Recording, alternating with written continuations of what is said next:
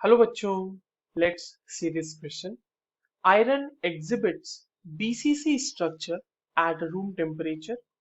Above 900 degrees Celsius, it transforms to FCC structure. The ratio of density of iron at room temperature to that at 900 degrees Celsius, assuming molar mass and atomic radii of iron remains constant with temperature is. Options है √3/√2. Option B 4√3/3√2.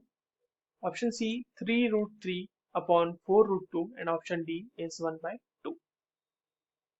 चलिए इस question को solve कर लेते हैं बच्चों. और सबसे पहले ये देखते हैं कि इस क्वेश्चन को सॉल्व करने के लिए हमें कौन से की कॉन्सेप्ट की जानकारी होनी चाहिए. अब देखिए ये जो सवाल है ना, ये हमारे पास डेंसिटी ऑफ सॉलिड या फिर डेंसिटी ऑफ यूनिट सेल का सवाल है ये. अगर उसको कैलकुलेट करने हमें आता है तो we can easily solve this question. हमारे पास यहाँ पे दो अलग अलग सिनारियोज प्रेजेंट है.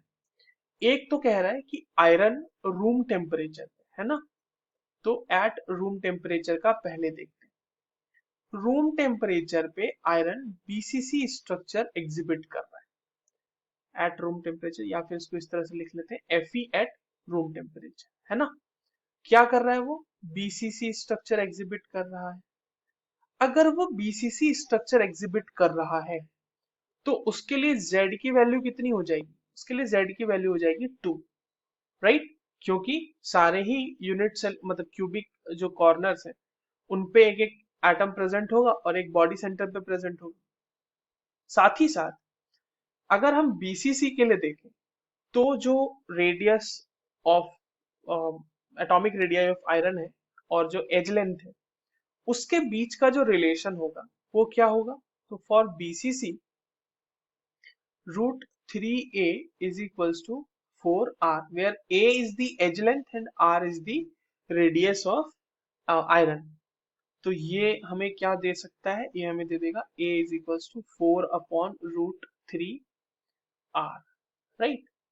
अब अगर हम डेंसिटी को कैलकुलेट करना चाहें फॉर बीसीसी तो हम इसको लिख लेते हैं डेंसिटी ऑफ आयरन, है ना. Density at room temperature, RT represents room temperature, तो वो क्या हो जाता है? Z/m/Na इंटू ए क्यूब. अब देखो यहाँ पे m हमारा कहा गया है कि कांस्टेंट ही रहने वाला है. m को m ही छोड़ देते हैं और na को na ही छोड़ देते हैं. इसको सिंपली लिख लेते हैं 2, z की जगह पे हमने रख दिया वैल्यू m, na हो जाएगा उतना ही और r की जगह पे ये वैल्यू पुट कर देते हैं, दैट इज 4/√3r. और इसका हमारा क्यूब हो जाएगा. इसको इस तरह से लिख लेते हैं 4/√3r का होल क्यूब. ये हो गई हमारी वैल्यू एक, राइट. दूसरा जो हमारे पास सिनारियो है वो ये है कि Fe जो है वो 900 डिग्री सेल्सियस पे है. अब यहाँ पे कहा जा रहा है कि ये FCC स्ट्रक्चर एग्जिबिट करता है. अगर FCC स्ट्रक्चर एग्जिबिट करता है तो उसके लिए Z हो जाएगा 4. वाकई सारे ही फेसेस से हाफ का कंट्रीब्यूशन, तो 6 फेसेस है तो 1/3, 6 इंटू 1/3 3, सॉरी हाफ हो जाएगा तो 1/2 कंट्रीब्यूशन होगा, तो वो हो जाएगा 6 इंटू 1/2 इज इक्वल टू 3. और कॉर्नर्स का एक कंट्रीब्यूशन तो 4. अगर FCC है तो एज लेंथ और रेडियस में जो रिलेशन होगा वो क्या होगा? वो होगा 4r is equal to √2a, या फिर हम इसको लिख सकते हैं 2√2r is equal to a.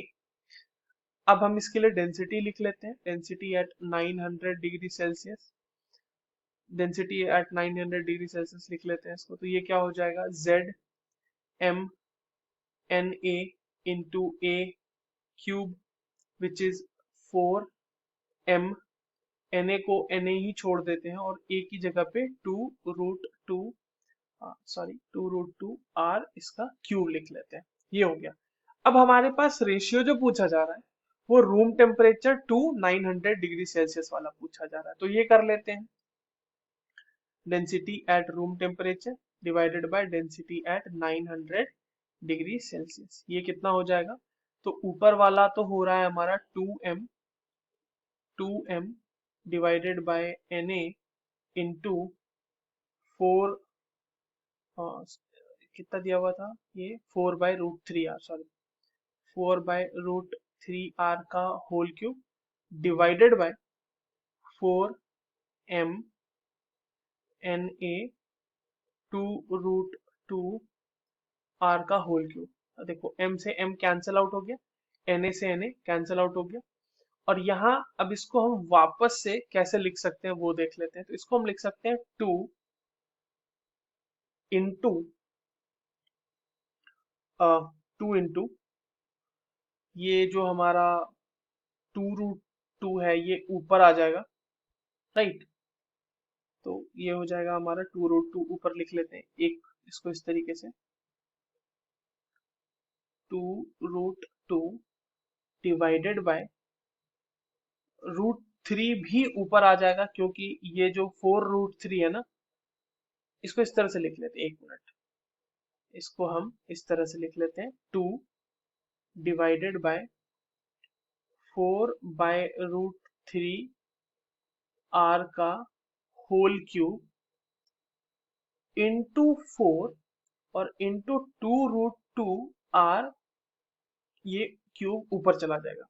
Now देखो आर क्यूब ऊपर भी है, आर क्यूब नीचे भी है, तो वो तो कैंसिल आउट हो जाएगा, और 2 से ये हमारा 2 बार में मतलब 2 टाइम्स ये कैंसिल आउट हो जाएगा।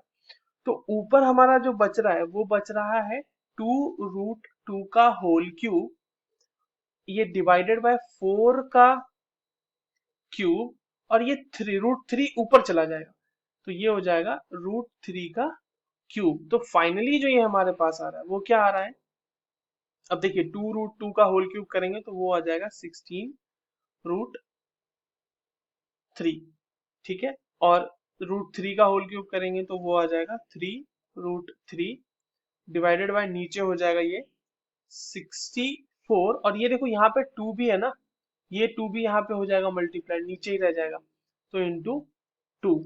अब ये चीज को आप जब कैंसिल आउट करोगे ये वैल्यू आ जाएगी 3√3 अपॉन 4√2, और यही रेशियो हमसे पूछा गया था। तो ये कहाँ गिवन है, दिस इज गिवन इन दी 4√2 है ना, yes, this is given in the option C, so that is the correct answer. I hope you understood this well. All the very best.